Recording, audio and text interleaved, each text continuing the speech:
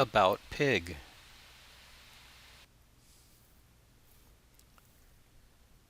In this module, we will discuss the Apache software ecosystem tool called Pig.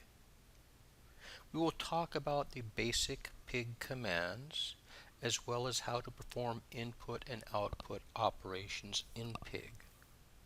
We will then talk about querying with Pig, and we will conclude this module with a lab exercise providing an opportunity to apply some of the concepts that we have discussed. What is Pig? Pig was developed by Yahoo and is now a top-level Apache project. Like Hive, it's a data warehousing infrastructure based on Hadoop. It immediately makes data on your Hadoop cluster available to the non-Java programmers via a scripting language or data flow language called Pig Latin. Pig interprets your Pig Latin scripts and generates MapReduce jobs that will run against the data in your cluster. As does Hive, it enables easy data summarization, supports ad hoc reporting and querying, and analysis of large volumes of data. The Pig interpreter runs on a client machine, and there is absolutely no administrative overhead required.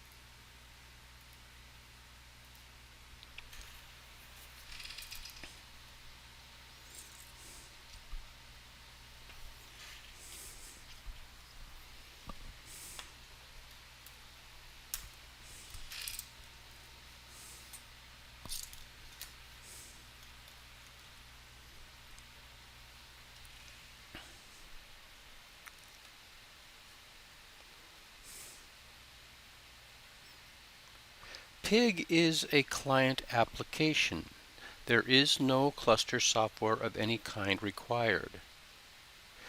Pig interprets Pig Latin scripts and converts them to MapReduce jobs. In doing so, it first parses the Pig Latin scripts or commands, performs some level of optimization, and creates an execution plan. Pig then submits the MapReduce jobs to the cluster. There are two execution modes in Pig, known as local mode and MapReduce mode. Local mode requires all files installed and run against your local host and the file system itself, where MapReduce mode, all files are installed and run on a Hadoop cluster and HDFS installation. You can run Pig interactively from the grunt command line, or you can run Pig in a batch processing mode. Either way is acceptable. Pig Latin scripts are organized typically in the following manner. A load statement is used to read data and store it into a bag. Then a series of transformation statements across that data are accomplished. A store statement can be utilized to write the output to the file system, or a dump statement can be utilized to stream the results to the console. There are logical versus physical plans. All statements are stored and validated as a logical plan. Once a dump or a store statement is found, the logical plan is then executed. Here is an example of a Pig script. In the first line, simply a file called My Copy of All Pages on the Internet is loaded into a bag called Input Lines. Then a series of transformations of that input data occurs. The input data is flattened and filtered, grouped, counted, and then ordered. At the end of the script is a store command which will take and store the final results into a directory, specifically temp directory, and a file called number of words on the internet. This is actually word count in the form of a pig script.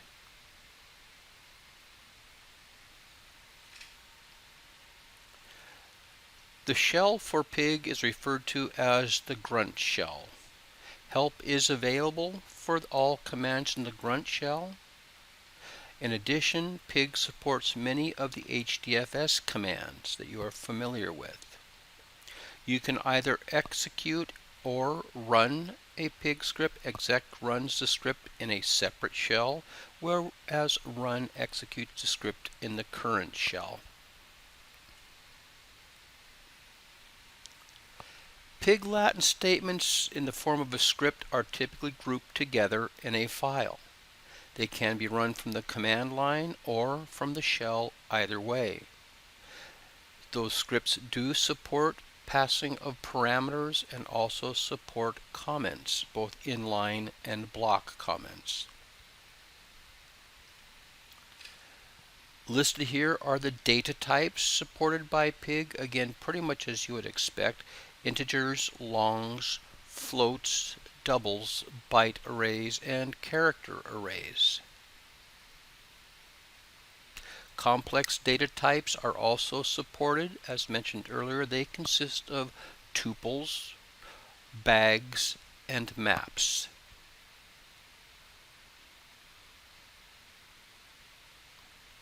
Pig input and output. Multiple pig data formats exist.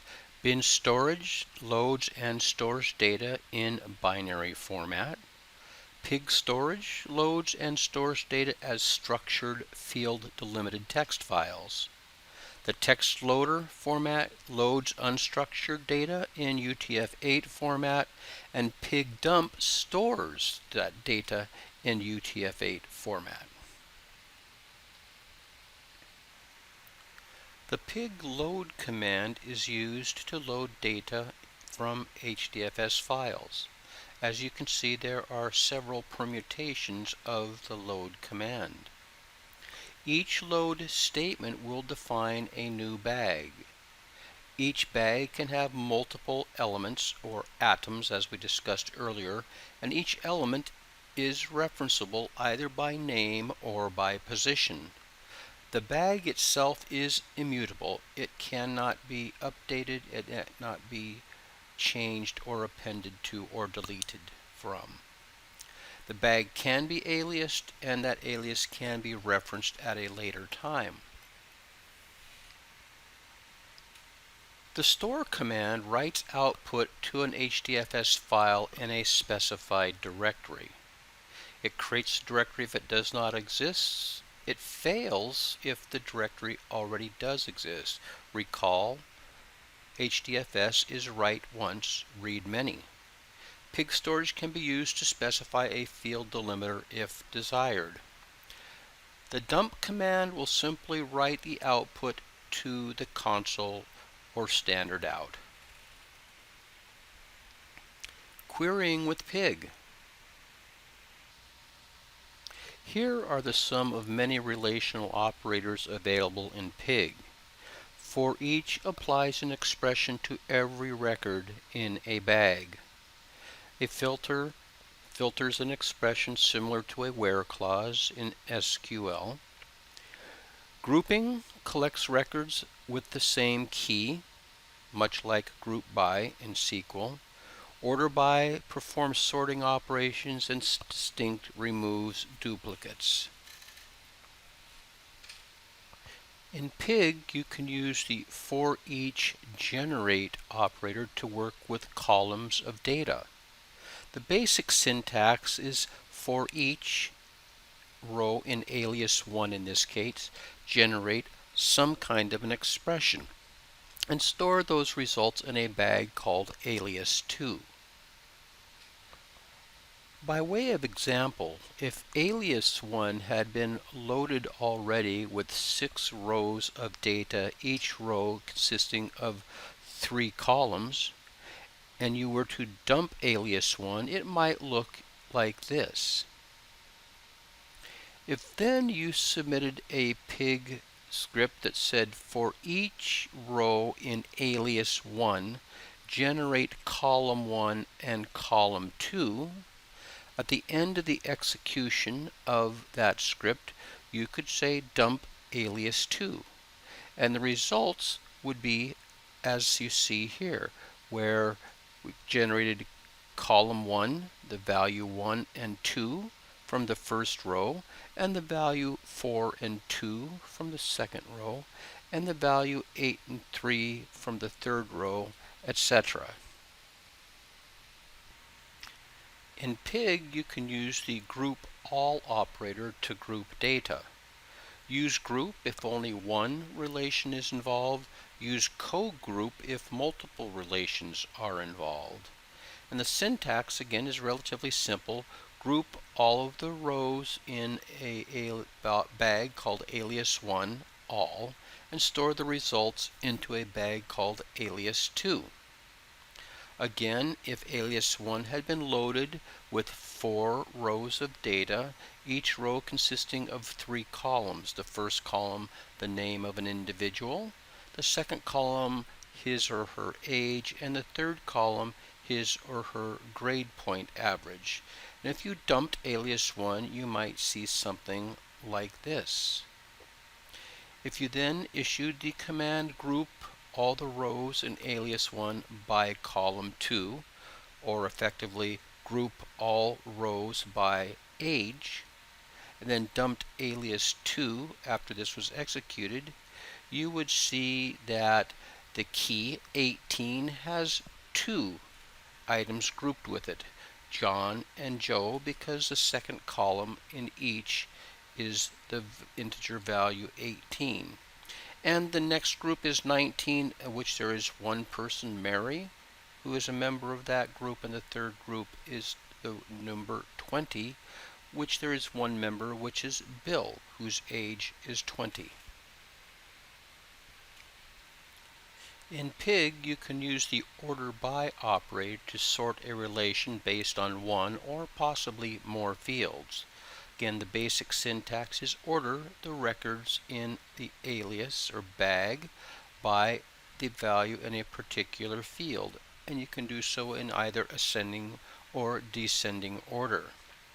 So again, if alias1 was loaded with 6 rows of data, each row consisting of 3 columns, and you executed a dump command, you would see something that looked like this. If you then said order the rows in alias1 by the value in column 3 descending, after execution of that and dumping the bag alias2, you would see the final result that looked something along these lines.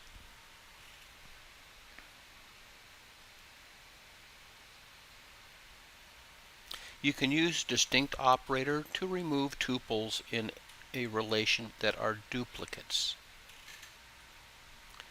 The syntax is just distinct and the name of the bag that you want to have the duplicate tuples removed from, and store the results in another bag, in this case alias2. So again, if we preloaded a bag called alias1 with 6 rows of data, each row consisting of 3 columns, and you said dump alias1, you might see something like this. If you then issued the command distinct alias1 and store the results in alias2 and dumped alias2, you would see only those rows from bag alias1 that are unique.